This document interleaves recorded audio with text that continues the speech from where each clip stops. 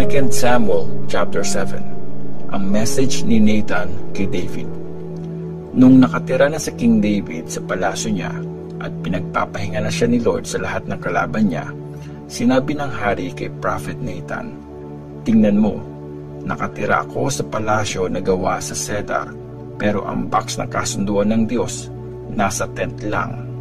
Sumagot si Nathan sa hari, "Sige, gawin mo ang lahat ng nasa isip mo kasi kasama mo si Lord."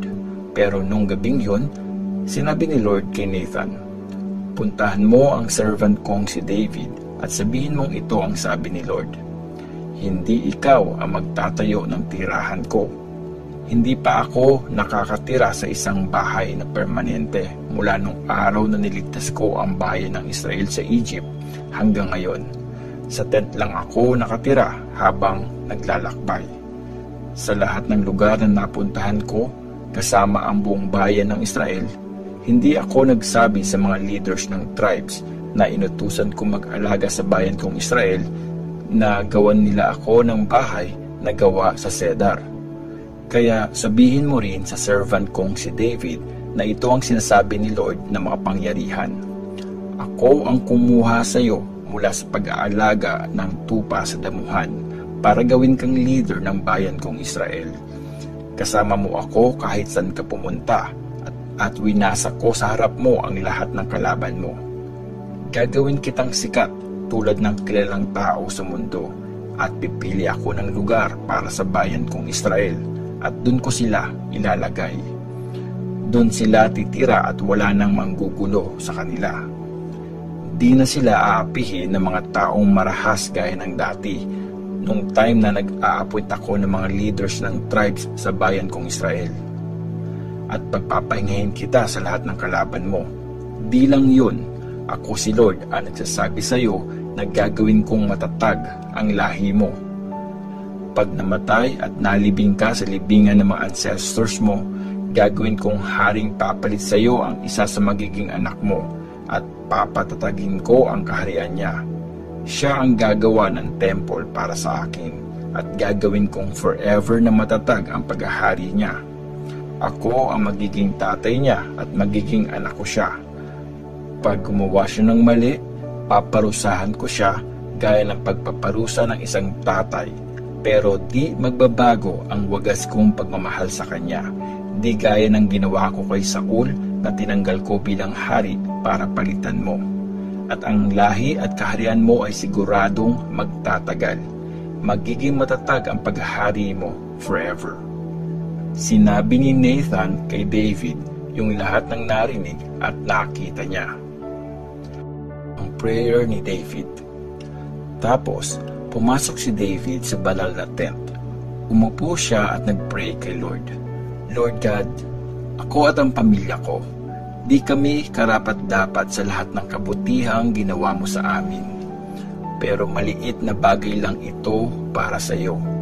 O Lord God, may iba ka pang gustong gawin.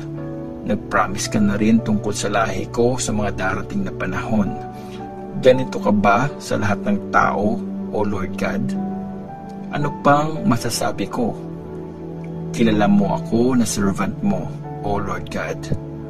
Dahil sa promise mo at dahil gusto mong gawin, nangyari ang lahat ng magandang bagay na ito para matuto ako, ang servant mo. Ang galing mo talaga, O Lord God, kasi wala kang katulad.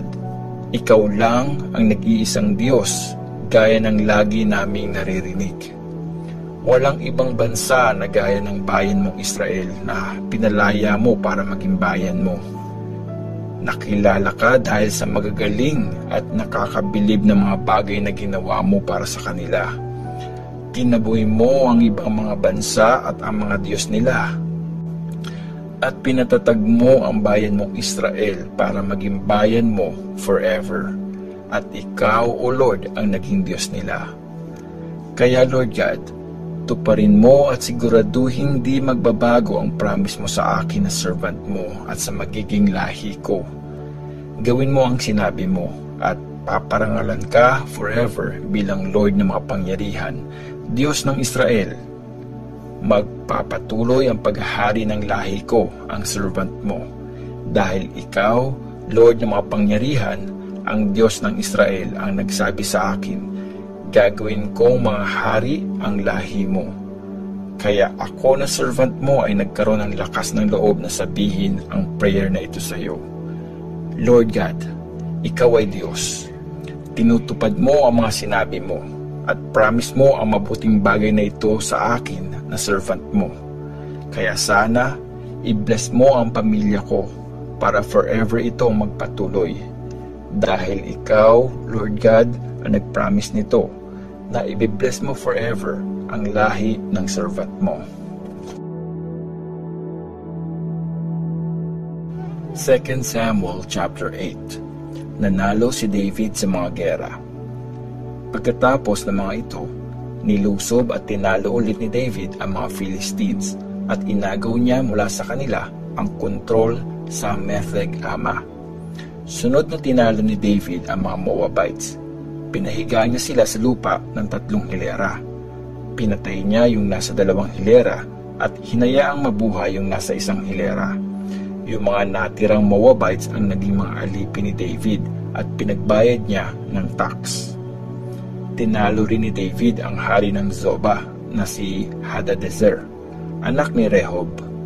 Nangyari ito nung pumunta si Hadadezer sa lupaing malapit sa Euphrates River para bawiin ang lupaing yon. Sa labanang ito, binihag ni David ang 20,000 na sundalo at 1,700 na sundalong nakakabayo. Pinilaya niya ang mga kabayong humihila ng chariots, pero nagtira siya ng mga kabayo na sapat para sa 100 na chariots. Nung dumating ang mga Syrians na taga Damascus para tulungan si King Hadadezer ng Zobah, 22,000 sa kanila ang pinatay ni David.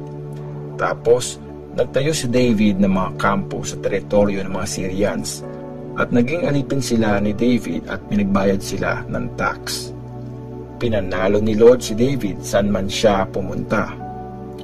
Kinuha ni David ang mga gintong shield na ginamit ng mga officials ni Hadadezer at dinala niya ang mga ito sa Jerusalem.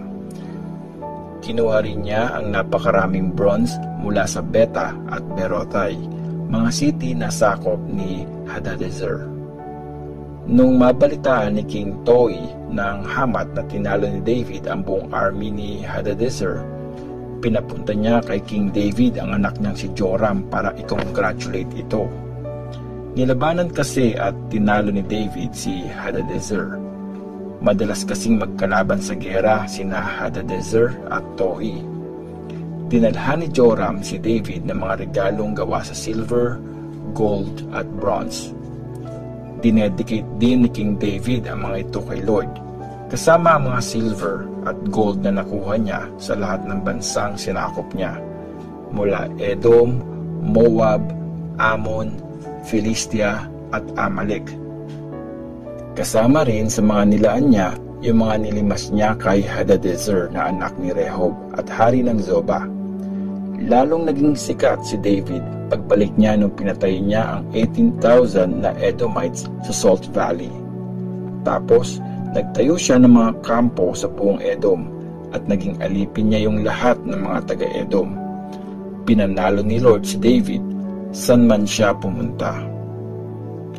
Ang mga officials ni David. Naghari si David sa buong Israel at sinigurado niyang may hustisya at patas ang trato sa lahat ng nasasakupan niya. Si Joab na anak ni Zeruiah ang naging commander ng army. Si Jehoshaphat na anak ni Ahilud ang in charge sa mga records. Si Zadok na anak ni Ahitub at si Ahimelech na anak ni Abiathar ang mga priests. Si Seraya ang sekretary na nagsusulat para sa hari. Si Benaya na anak ni Jehoiada ang in charge sa mga Cherethites at Peletites na mga bodyguard ng hari. Ang mga lalaking anak naman ni David ay mga priest na advisor niya. 2 Samuel chapter 9. Kabaitan ni David kay Mephibosheth. Minsan, naisip ni David, may natira pa kaya sa lahi ni Saul? Kung meron, gagawan ko siya ng mabuti alang-alang kay Jonathan. May isang servant ng pamilya ni Saul na ang pangalan ay Ziba. Pinatawag siya para humarap sa hari at sinabi sa kanya ni David, "Ikaw ba si Ziba?" At sumagot siya, "Ako nga, sir." Sabi ng hari, "May natira pa ba sa lahi ni Saul? Kung meron, gagawan ko ng mabuti ang taong yon, gaya ng promise ko sa Diyos." Sumagot si Ziba, "Merong isa sa mga anak ni Jonathan. Isa siyang lumpo." Sabi ng hari, "Nasaan siya?" Sagot ni Ziba, "Nakatira siya sa bahay ni Makir na anak ni Amiel sa Lodibar." At pinasundo siya ni King David mula sa bahay ni Makir na anak ni Amiel sa Lodibar. Humarap kay David si Mephibosheth na anak ni Jonathan at apo ni Saul, at dumapa siya sa lupa para magbigay galang. Sabi ni David, "Mephibosheth." Sagot niya, "Yes sir, ang servant niyo." Sabi ni David sa kanya, "Huwag kang matakot. Alang-alang sa tatay mong si Jonathan, magiging mabait ako sa iyo. Bibigay ko sa iyo lahat ng lupain ng lolo mong si Saul, at lagi kang kakain kasama ko." Nagbow ulit si Mephibosheth bilang paggalang at sinabi, "Para lang akong isang patay na aso, pero pinansin niyo pa din ako." Tapos, tinawag ng hari si Ziba na servant ni Saul at sinabi sa kanya, "Lahat ng ari-arian ni Saul at ng lahi niya, binibigay ko kay Mephibosheth na apo ng amo mo. At ikaw, ang mga anak mong lalaki at ang mga servants mo ang magtatrabaho sa lupa para sa kanya, at mag-aani para may makain ang pamilya ng amo mo." Pero si Mephibosheth, lagi siyang kakain kasama ko. Si Ziba ay may 15 na anak na lalaki at 20 na servants.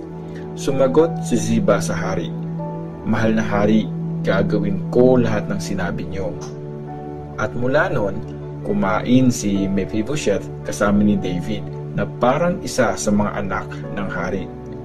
May batang anak na lalaki si Mephibosheth na ang pangalan ay Mika, at lahat ng nakatira sa bahay ni Ziba naging mga servant ni Mephibosheth. Kaya si Mephibosheth na lumpo ang parehong paa ay tumira sa Jerusalem kasi lagi siyang kasama ng hari pag kumakain.